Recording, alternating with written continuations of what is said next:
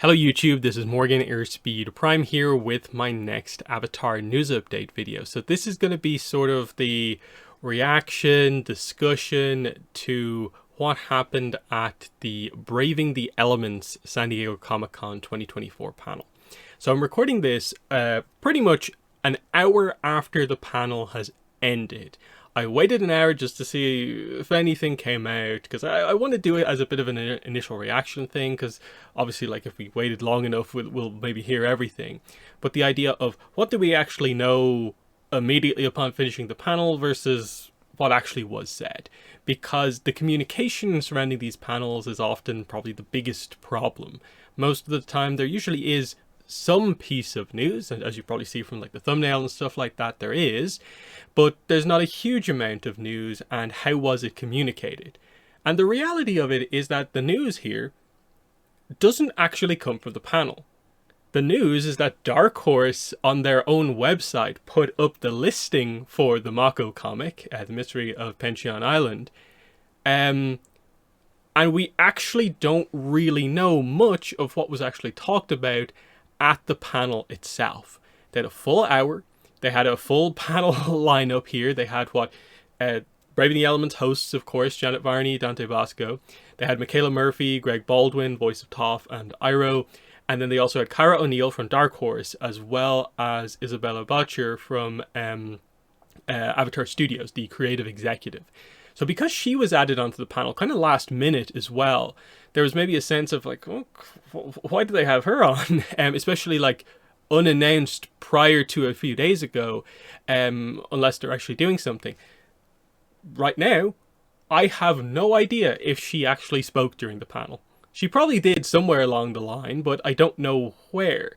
Because the creative executive is obviously going to be involved in the animated projects, but also in Braving the Elements, and also in the comics and the publishing stuff. So none of us just have any idea right now if Avatar Studios got mentioned, alluded to at all, because I would like to know if they even mentioned it at all. Even if it was just like stuff we already know, no news, I'd like to know if they mentioned it at least at the panel, and we don't even know that. There was just, so far, I don't think there's been a single official post about this. Dark Horse, as of the recording of this, have not posted anything. I don't think any of the Nick channels have posted anything about this yet. It's literally just, we've had a few live tweets during the panel, and then we found the listing for the Mako comic, of course, on the Dark Horse website. And that's basically it. Because at the halfway point, half an hour into the panel, we didn't know anything. A little bit after that, we got a sense where, like, okay, they showed off The Bounty Hunter and the Tea Brewer.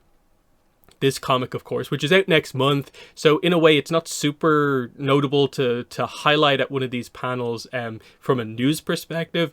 But I like that they mentioned it at the big Braving the Elements panel, because I suppose you'll reach a little bit of a wider audience potentially, because it's the more well-known Avatar panel probably. And hey, you've got a book out next month and it features Iroh. I guess people will probably buy it because of that. But you know, we're waiting to get that. We heard in the middle of the panel that yes, they did show the Mystery of Pencheon Island cover. But we didn't have any details coming out, like, initially, so we were waiting to see what happened there. And then apparently they did mention the Uncle Iroh's adventure guide from Magpie. Now again, we don't really know what the full situation was in terms of what the full segment during the panel was actually about. Did they go into any sort of depth on these type of things? Did they give a release date? We still don't have that information. That's the ultimate problem here. We got a few tweets of, like, apparently there was a reading of various scenes. So I guess this is where having 4 voice actors on the panel probably came into play here, because you had Iroh's voice actor there. So I'm guessing they did mostly read through the preview pages of Bounty Hunter and the Tea Brewer. I'm not sure if we have direct confirmation that they showed other preview pages of the Mako comic. Again, the information is so unclear coming out of the panel. It's really, really bad that how little we actually know about kind of the full extent of the panel. Like, did they have a Q&A, that sort of stuff? We don't know. But anyway, panel came to an end and it became a little bit clearer that they said stuff like, okay, they did announce that the Korra book was available for pre-order. And that's a good sign when you hear that, because that usually means they do have a date, because they're not going to open pre-orders unless they have one. So, okay, I'm looking around for it, and eventually, yes, you go on the Dark Horse website and you can see here they do have the Mystery of Penshan Island up. So that is cool. So let's go into it here, because this is the news. This is basically everything that is proper news coming out of the panel, because again, none of the stuff that was related to Bounty Hunter Teeper was new. And as far as I'm aware, they also didn't say anything new based on what we heard about the Iroh book. That should be releasing any week now if you've pre-ordered it, but I haven't heard anything just yet. I think the last I heard from Magpie is that they were saying that there might not be an update until maybe August, so we're probably still going to be waiting a little bit on that. But anyway, the solicitation finally going up, the official description for the book going up, means a couple of things. Of course, we get the finalized official description for the book, we get a release date, and that's fantastic. The book is now available to order properly, and so on. So straight away, we'll go to the release date first. They're saying here February 26th, 2025. Now, of course, it's the Dark Horse website, meaning this is the comic book store release date. Let me just quickly check the calendar here, just to be sure about that. So February 2025. The 26th of February is a Wednesday, yes. So that means that the digital release as well as the mass market release for the book should be the 25th of February. Just the way it always works is that the two dates are usually put together. Now, the question is it going to stick to that? Who knows? Because for a book to be coming out in February, they've actually somewhat to a certain degree announced it like relatively early, but hopefully after all the delays they've had in sort of pre-production and then in production on the book, it will have a smoother release. We're talking about a 2025 release here, the year building up to Avatar Studios properly launching. Dark Horse, they've got to get these books released when they're actually planned. Like, I think everyone understands a week or two adjustment happening over the course of a long build up to a book, but you can't just have this thing slip months and months and months and have it come out so much later. Because that's what happened to Bounty Hunter and the Teeper. It got announced in or around a Comic-Con for a May release, and now we still don't have it, and it's out in August. And so the hope is that something like that doesn't happen, where it slips by like 3 months into like May or something like that. That would be a disaster. But anyway, finally we have the description for the book here. So, Mako and Bolin set off towards Penshan Island in the Fire Nation to find answers to a case, and maybe a little bit of their past along the way. When a strange missing persons case falls into his lap, Mako is forced to choose between his job and doing what he feels is right. An upturned room and an unhelpful witness aren't promising starts to the investigation, but when his brother Bolin comes across a surprising clue that ties their own mother to the case, the pair embark on a journey to the small rustic island of Penshan. The island's inhabitants seem to have things to hide, and the brothers are determined to get to the bottom of it, even if it means uncovering uncomfortable parts of their family's past. And we get the whole idea of, creative team is listed here in collaboration with Mike and Brian. It's official, it's canon, we know the situation here. Kiku Hughes is writing, it's Alexandria Monique on art, and our colorist is Diana Sousa.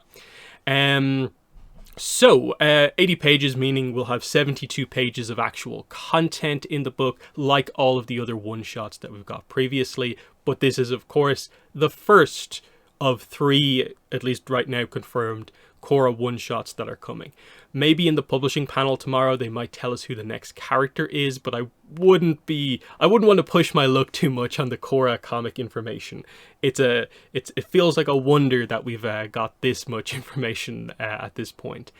So, how much does that kind of clarify to us of like, okay, the case, Bolin then finds something that I guess apparently connects what they were dealing with to their past on the basis of like the picture.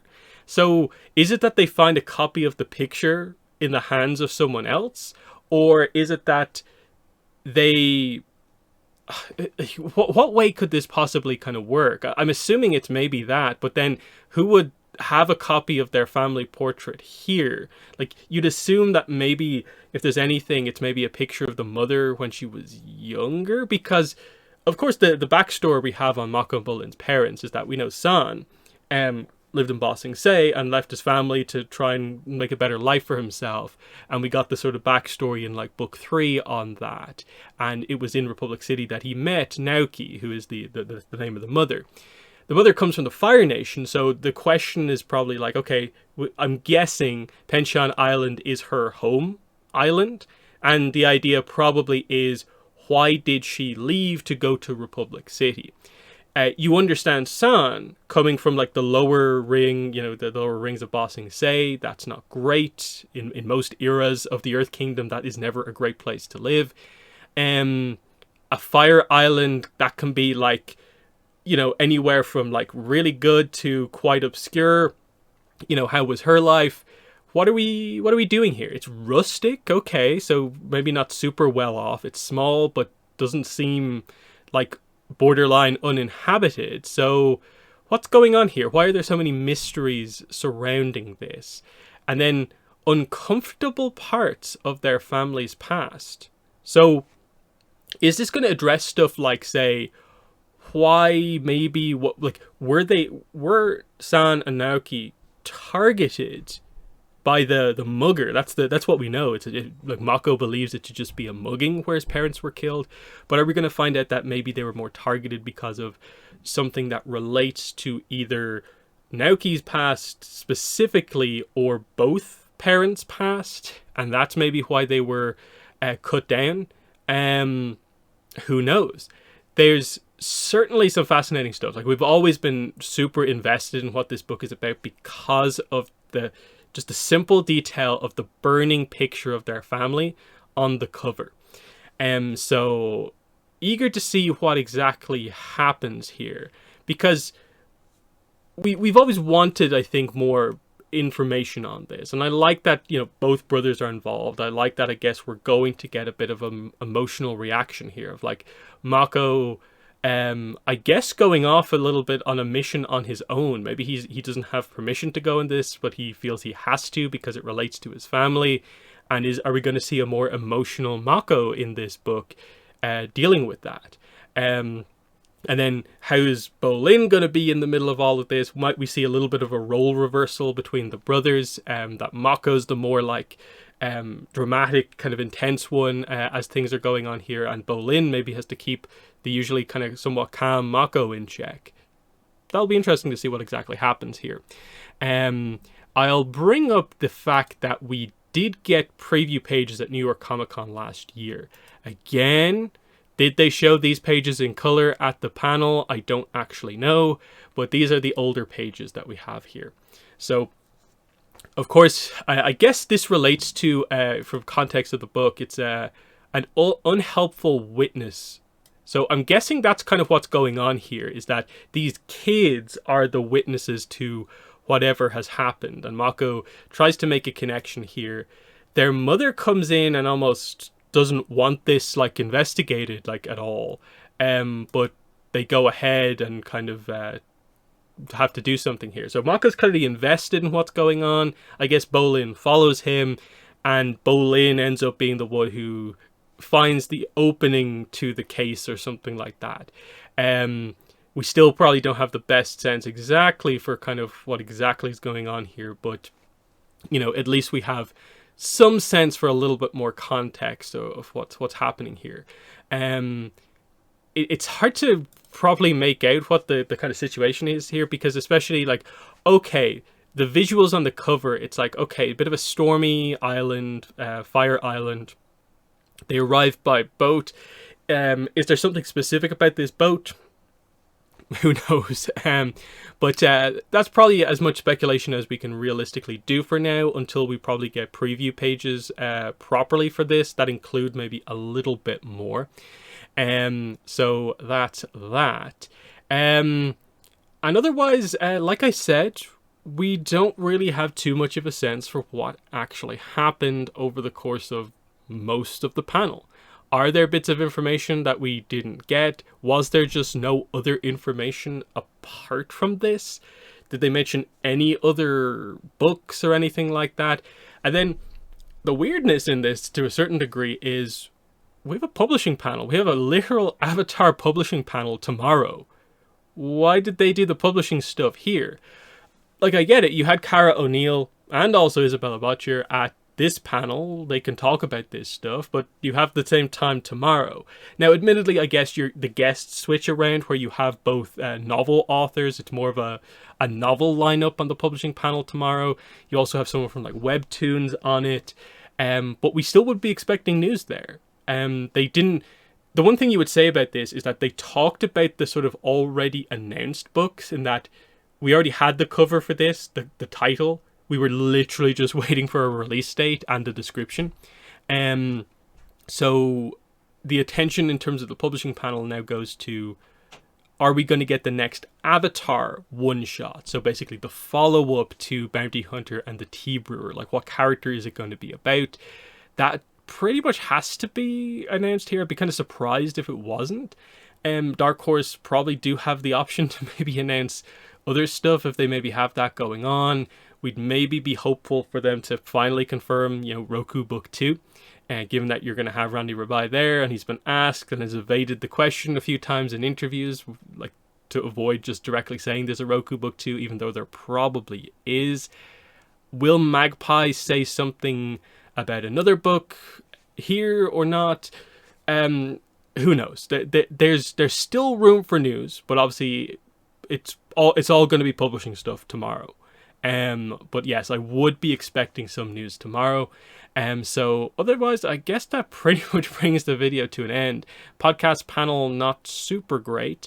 I'll just do a quick cut here and just do a final check over Twitter just to see if anything else has come out in the meantime.